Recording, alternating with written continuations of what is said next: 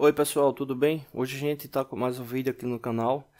Hoje a gente vai falar sobre cálculo de dilatação térmica, né? Vamos fazer um primeiro vídeo aí sobre esse tema. Lembrando sempre que a dilatação térmica ela está ligada à questão da agitação molecular dos elementos que compõem, né, fisicamente o material, né? Então, os materiais eles podem estar sofrendo essa dilatação térmica quando tem o aquecimento, né, e podem estar sofrendo a contração térmica quando tem um resfriamento, né? Então, desde uma agitação molecular até uma compactação da mesma com base, com base na temperatura, né? Seja aquecimento ou resfriamento. Nesse caso, para o cálculo da análise da dilatação térmica, essa é a fórmula que a gente vai estar utilizando, onde a gente vai calcular a variação de comprimento, né, que é o ΔL. A gente tem o coeficiente de dilatação, né, que são valores específicos analisados em laboratório com base em testes, né, para se ter a noção do quanto é que se tem de oscilação com base em uma determinada temperatura. A gente ainda vai fazer um vídeo falando sobre essa questão do coeficiente de dilatação. LI é o comprimento inicial do produto e ΔT é a variação de temperatura, né? Então são esses elementos aí que compõem a fórmula. E aqui vamos para o caso, né? Um rolamento, ao ser utilizado em um ambiente onde a temperatura de trabalho é de 75 graus Celsius, apresenta estabilidade de funcionamento, ou seja, está tendo um mau funcionamento. Onde o mesmo apresentava seu diâmetro interno com valor de 32,0,28 milímetros. Esse valor aqui é justamente com 75 graus Celsius. Ou seja, quando a peça, o rolamento estava trabalhando com 75 graus Celsius, ele estava com esse valor. Então estava apresentando essa estabilidade. O fabricante do mesmo informa seu coeficiente de dilatação. Então aqui o próprio fabricante está informando o coeficiente de dilatação. E para esse rolamento trabalhar com a medida ideal indicada, né, indicada pelo fabricante, ele indica que o rolamento dilatando ele pode trabalhar perfeitamente entre 32,008 milímetros até 32,014 milímetros, né? Ou seja, isso aí leva em consideração capacidade de ajuste do mesmo, né? Ou seja, uma montagem de ajuste do rolamento, né? Então ele pode variar de 32,008 até 32,014, né? Então é um valor abaixo do que ele está funcionando, né? Que é com 32,028. Então, tomando como base o valor central de 32,011 milímetros, valor central, entenda-se o seguinte, né? Já que essa variação é de 32,008 até 32,014, ou seja, esses valores aqui são especificados pelo fabricante, né, para ele trabalhar aí de forma ideal, o valor central é justamente a média entre o máximo e o mínimo, né? Então, o valor central ele representa o valor ideal para o funcionamento dele, né? Então, somando 32,014 mais 32,008 dividido por 2, a gente vai encontrar aqui o 32,011, que é o que a gente está considerando aí como o valor central ou o valor ideal do mesmo. Então, com base nesse valor aqui ideal, 32,011, informe em qual temperatura este rolamento deve atuar, né? Ou seja, atuar de forma plena indicada aí pelo fabricante. Lembrando que a variação pode ser de 32,008 até 32,014. Agora, a gente só está considerando o valor central, que é o mais preciso, ou seja, 32,011. Bom, então com base nisso, vamos agora para os cálculos. Primeiro ponto, né? O rolamento é o valor que se está querendo utilizar, é esse valor interno de 32,011, né? Então a gente vai considerar o seguinte, 32,011 como valor inicial do rolamento e o valor especificado de 32,028, que era o que ele estava trabalhando a 75 graus Celsius, como valor final. Então, a gente vai poder fazer uma mudança na fórmula, um rearranjo da fórmula, para, com base na variação de comprimento, encontrar a temperatura, né? Ou seja, a gente vai procurar nesse cálculo agora a variação de temperatura. Porque a variação de comprimento a gente já tem. A gente já sabe que ele vai variar de 32,011 até 32,028. Né? Então, eu estou considerando aqui valor final, valor inicial. O valor final a gente já sabe que é 75 graus Celsius. E agora eu quero saber qual é a temperatura para ele estar trabalhando com 32,011. Bom, fazendo a substituição nas fórmulas, a variação de comprimento, a gente já sabe que é o valor final, né, 32,028, menos 32,011, que é o que a gente está querendo. Né? Então, a variação de comprimento ela é igual a 0,017 milímetros. Né? Então, esse 0,017 é justamente aqui o ΔL. Alfa, a gente já sabe que é 0,00014, né? Que é o coeficiente de dilatação informado pelo fabricante.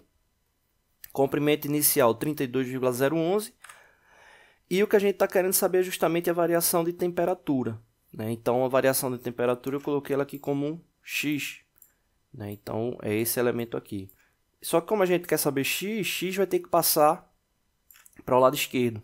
Ou seja, se ele está multiplicando, a gente vai fazer uma relação agora dividindo. Né? Então, x, que é igual à variação de temperatura, para a gente encontrar a variação de temperatura, a gente vai ter justamente 0,017 dividido, está aqui menor, 0,0014, né, multiplicado por 32,011. Então, com isso aqui a gente vai encontrar a variação de temperatura. Fazendo o cálculo, a gente vai encontrar aí 37,93 graus Celsius. O que é que isso representa? Isso representa a variação de temperatura. Ou seja, não é a temperatura que ele vai trabalhar ideal com 32,011. Mas o seguinte, se ele trabalhava com 75 graus Celsius, com um diâmetro de 32,028, se a gente subtrair de 75 graus Celsius 37,93 graus Celsius, que é a variação de temperatura, ou seja, a variação de temperatura máxima menos a temperatura mínima, a gente vai encontrar de fato agora, ou nesse caso aqui, a temperatura máxima menos o quanto ele variou para chegar nessa temperatura máxima. Então, subtraindo de 75 graus Celsius o 37,93, a gente vai encontrar a temperatura para se trabalhar com 32,011. Então, nesse caso, subtraindo um pelo outro, a gente vai encontrar aí 37,7 graus Celsius. Então, nesse caso, vou voltar aqui, 37,07 é a temperatura para se trabalhar com esse valor, 32,011. Então, é essa a relação. Então, para o ambiente que ele estava trabalhando, 75 graus Celsius, que estava com um valor de 32,028, ou seja, era uma condição realmente extrema e ele não estava trabalhando perfeitamente, né? Ou seja, estava trabalhando com variação, né? Ou seja, estava oscilando, então não era ideal. Então, esse rolamento aí ele trabalha perfeitamente com até 37 graus Celsius. Ou melhor, levando em consideração aquela medida central de 32,011.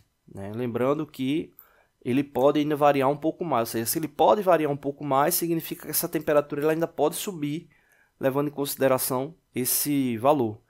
Né? Então, se eu quiser saber qual é o valor limite de temperatura, de vez de eu considerar 32,011, eu vou considerar o valor final que ele pode oscilar. Tá bom? Não deixe de se inscrever no canal, toda semana tem vídeos novos. Valeu! Oi pessoal, tudo bem? Hoje a gente vai fazer um trabalho referente à análise dimensional. Né? Vamos tomar como base aí esse elemento aqui para poder fazer a análise de seus valores interpretativos. Né? Aqui a gente tem 3 dimensões, né, indicadas, né, com suas respectivas tolerâncias, onde é importante ter essa análise desses valores de tolerância para se ter uma informação precisa sobre a fabricação do mesmo. Né? Então, a gente tem aqui indicação de 2 diâmetros, né? Marcar aqui de vermelho, 2 diâmetros com o mesmo valor, né? Ou seja, diâmetro de 12D9, e aqui a gente tem 2 valores referentes a distâncias, né? Com base em referência, né? Com base de referência nessa face. Então, vamos pegar esse primeiro aqui, 20 mais ou menos 0,2. Né? O que é que esse valor significa?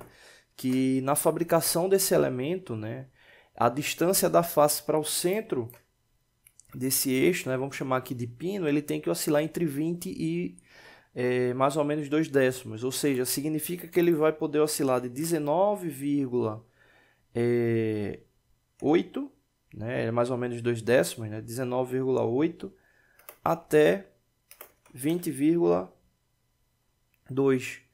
Ou seja, qualquer valor dentro dessa faixa de tolerância ele é considerado correto, né? Então, se ocorreu a fabricação dessa peça, foi para o controle de qualidade, verificou que o valor que ele está indicando é 20,004, significa que esse valor está correto, né? Por que que ele está correto? Porque ele está dentro dessa faixa de tolerância, né? 20,004 está indicando que ele tem 20 milímetros e 4 milésimos, né, de milímetro, né? Enquanto o valor limite dele seria 20,2 décimos ou 200 milésimos, né?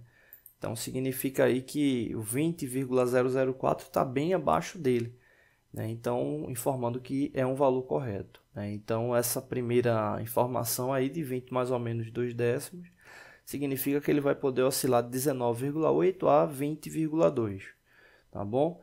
Esse segundo valor, 35 mais ou menos 2 centésimos, né? A distância entre os centros dos pinos, né? Aí a gente já tem um valor mais preciso, né? Ou seja, ele vai poder oscilar de 34,98 até 35,00 ou 35,02, né? Ou seja, ele vai poder oscilar de 34 milímetros, né, e 98 centésimos de milímetro até 35,02, né? E de onde é que eu tiro esses valores? O 34,98 veio de menos 2 centésimos e o 35,02 veio de mais 2 centésimos. Assim como os valores do 19 também. O do 20, né? O 19,8 veio do menos 2 décimos e o 20,2 do mais 2 décimos, né? Então, qualquer valor entre essas faixas aí são considerados corretos.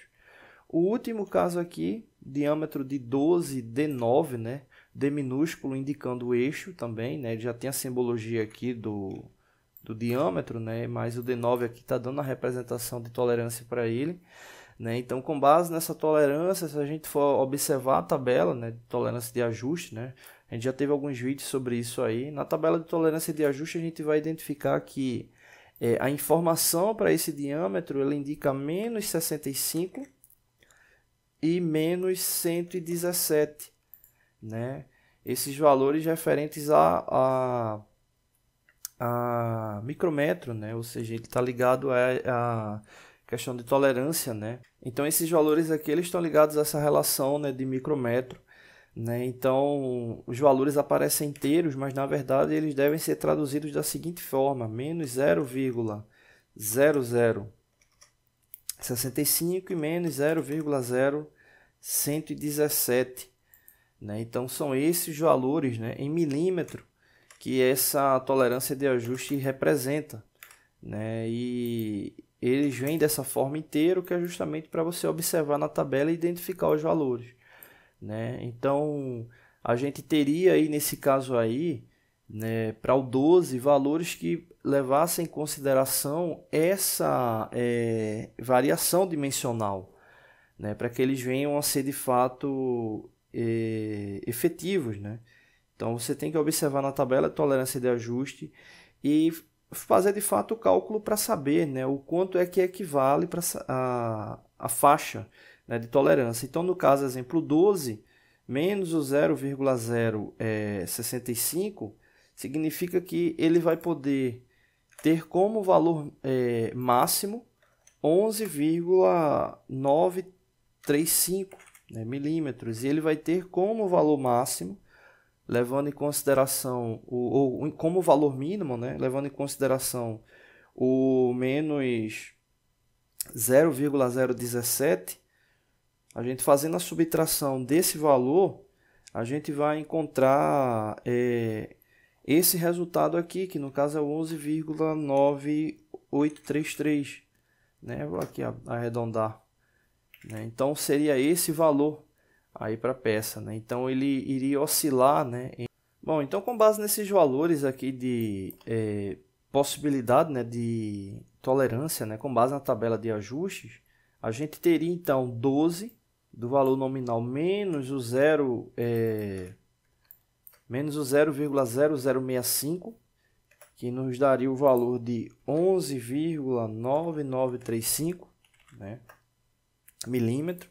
E a gente também teria o 12 menos o 0,0117, né? Que aí seria justamente o limite superior e inferior desse valor nominal, né? Então, com base nessa subtração do menos 0,0117, a gente teria o 11,9883, né? Então, seria aí os valores, né? A gente fosse fazer a interpretação dele, né? Então, 12 D9, né? Ele poderia oscilar entre 11,9935 até 11,9883. Né? Você diz, poxa, mas que complicado, porque essa relação de ajuste, ela leva em consideração aspectos de montagem, né? Exemplo, rolamento que vai ser montado aí, um mancal que vai ser montado, né? O tipo de deslizamento que vai ter, o tipo de ajuste. Então essas tabelas elas têm isso como base, tá bom? Então aí a gente fez as três interpretações, 20 mais ou menos 2 décimos, 35 mais ou menos 2 centésimos e o 12 D9. Não deixe de se inscrever no canal, toda semana tem vídeos novos. Valeu! Oi pessoal, tudo bem? Hoje a gente vai estar dando continuidade nos nossos vídeos da parte de tolerância geométrica. Hoje a gente vai estar falando especificamente sobre planicidade, né? No último vídeo a gente falou sobre linearidade e agora a gente vai estar falando sobre planicidade, que é justamente a projeção da linearidade no plano, né? Ou seja, se a linearidade a gente toma como base aquele único segmento, na planicidade agora o segmento ele vai ser com base em todo o plano, né? Como é que funciona, né, essa medição? A planicidade, exemplo, vamos supor que aqui a indicação seja de... Vou mudar aqui a cor. Vamos supor que a indicação seja 0,05 centésimos de planicidade, né? Vou fazer aqui o símbolo.